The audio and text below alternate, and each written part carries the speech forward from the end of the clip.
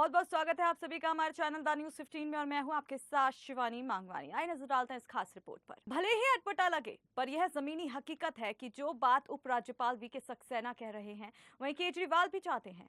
मतलब केजरीवाल के जेल जाने की स्थिति में केजरीवाल भी दिल्ली में राष्ट्रपति शासन चाहते हैं।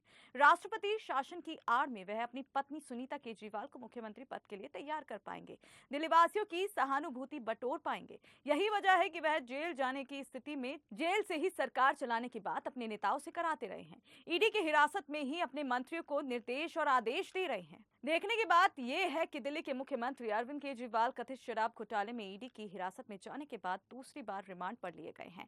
दिल्ली के राउज एवेन्यू कोर्ट में अरविंद केजरीवाल ने अपनी गिरफ्तारी पर सवाल उठाते हुए ये भी पूछा है कि उनको गिरफ्तार क्यों किया गया। उन्होंने बीजेपी पर आम आदमी पार्टी को तोड़ने का भी आरोप लगाया। अरविंद केजरीवाल के ईडी की हिरासत में रहने के बावजूद आदेश और निर्देश देने को उपराज्यपाल ने गंभीरता से लिया है। आम आदमी पार्टी के नेताओं के जेल से ही सरकार चलाने की बात पर उपराज्यपाल ने कहा है कि जेल से सरकार नहीं चलाने दी जाएगी। उपराज्यपाल के बयान आने के बाद दिल्ली में राष्ट्रपति शासन लगाने की अटकलें तेज हो गई। हालांकि आप नेता आतिशी मारलेना ने उच्चतम न्यायालय के आदेश का हवाला देते हुए कहा है कि जब विकल्प हो तो राष्ट्रपति शासन नहीं लगाया जा सकता है। उन्होंने ये भी कहा कि यदि दिल्ली में राष्ट्रपति शासन लगाया जाता है तो यह माना जाएगा कि आम आदमी पार्टी में से प्रतिशोध लिया जा रहा है। ऐसे में प्रश्न उठता है कि ऐसे में केजरीवाल क्या चाल चल रहा है। आतिशी के अनुसार विकल्प तो है पर उन विकल्पों पर केजरीवाल सोच रहे हैं तब ना। दरअसल अरविंद केजरीवाल को बहुत पहले अंदेशा हो गया था कि उनको जेल जाना पड़ सकता है। ऐसे में आप नेताओं ने कहना शुरू कर दिया था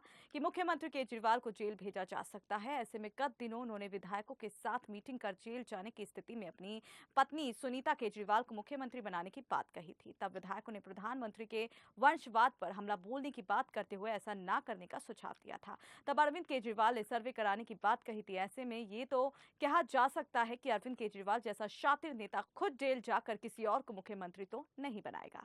अरविंद केजरीवाल के जेल जाने की स्थिति में वह जेल से ही सरकार चलाएंगे। केजरीवाल का जेल से सरकार चलाने का बड़ा मकसद यही होगा कि वह संदेश देने में सफल हो जाएं कि उन्हें जनता की कितनी चिंता है। वह जेल जाने के बाद भी उनके लिए काम कर रहे हैं। यह सहानुभूति बटोरने का ही प्रयास था कि ईडी की हिरासत में रहने के बावजूद उन्होंने दिल्ली वासियों के लिए जल की व्यवस्था करने और शिवर की समस्या को दूर करने के लिए अपनी पार्टी नेतृत्व को पत्र दिखाया। ऐसे में अरविंद केजरीवाल का प्रयास होगा कि उनके मुख्यमंत्री रहते हुए दिल्ली में राष्ट्रपति शासन लगे। इससे दिल्ली वासियों में संदेश जाएगा कि अरविंद केजरीवाल को जानबूझकर परेशान किया जा रहा है।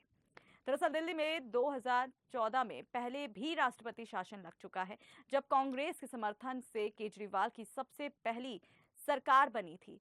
तो 14 फरवरी 2014 को अरविंद केजरीवाल ने मुख्यमंत्री पद से इस्तीफा दे दिया था। लगभग एक साल तक राष्ट्रपति शासन रहा। 2015 में जब विधानसभा चुनाव हुए तो 70 में से 67 सीटें जीतकर आम आदमी पार्टी से पूर्ण बहुमत के साथ सरकार बनाई। अरविंद केजरीवाल 2014 की तरह फिर से लोगों की सहानुभूति बटोरना चाहते हैं। 62 सीटों के साथ केजरीवाल पूर्ण बहुमत के साथ सरकार चला रहे हैं। अरविंद केजरीवाल का प्रयास है कि उनके जेल जाने की स्थिति में यदि दिल्ली में राष्ट्रपति शासन लगता है तो उन्हें अपनी पत्नी को मुख्यमंत्री पद के लिए तैयार करने में एक साल मिल जाएगा। उनकी पत्नी सुनीता केजरीवाल जब एक साल तक सक्रिय राजनीति में रहेंगी तो फिर से आपके बहुमत के बाद सुनीता केजरीवाल को वह मुख्यमंत्री बना पाएंगे। ऐसे में कोई कार्यकर्ता उनके इस निर्णय का विरोध भी नहीं कर पाएगा।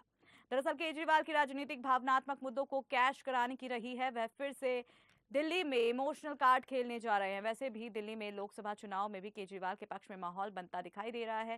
पहले केजरीवाल के समर्थक भी लोकसभा चुनाव में मोदी को वोट देने की बात करते थे, पर केजरीवाल की गिरफ्तारी के बाद से ये समर्थक लोकसभा चुनाव में भी केजरीवाल को वोट देने की बात कर रहे हैं। अब आपका क्या कहना है इस पूरी अपडेट पर? कमेंट बॉक्स में अपनी प्रतिक्रिया जरूर दें। साथ ही ऐसी अपडेट पाने के लिए हमारे साथ बने रहे। नमस्कार।